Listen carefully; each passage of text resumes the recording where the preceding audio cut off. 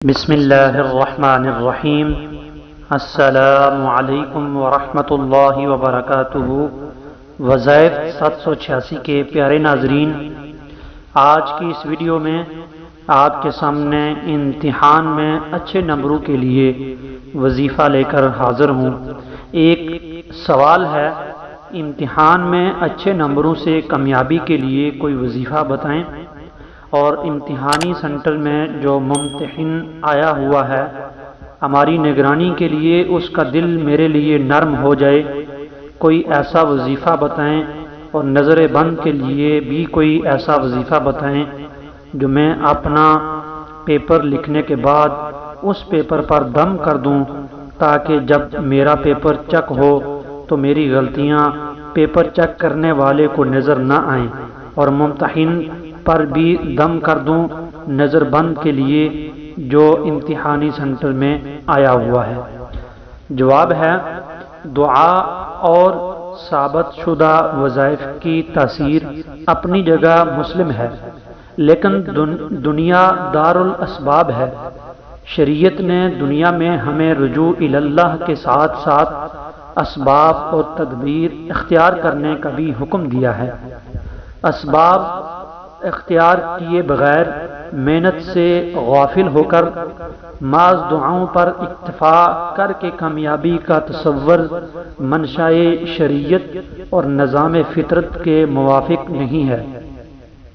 اگر وظائف پڑھ کر ہی کامیابیاں حاصل کی جاتی تو انبیاء کرام علیہم السلام دین کے لیے اتنی محنت نہ کرتے۔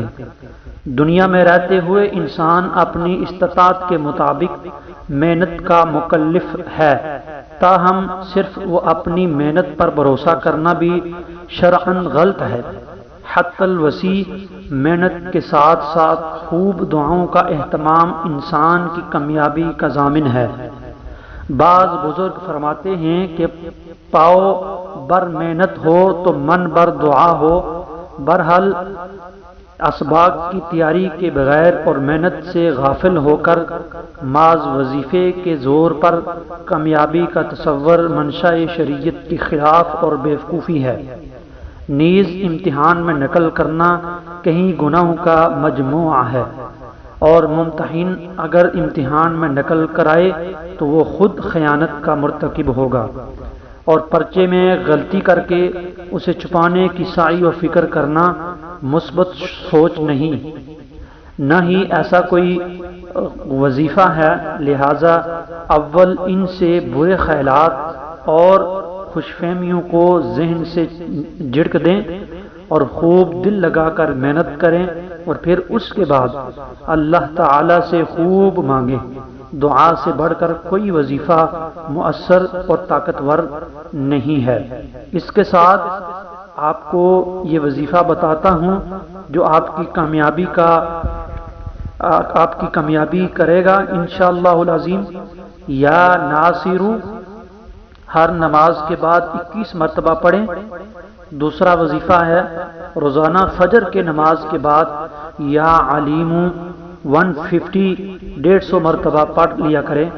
امتحان کے روز اس کی کثرت سے اس کا ورد کریں، انشاءاللہ کامیابی آپ کا مقدر بنے گی۔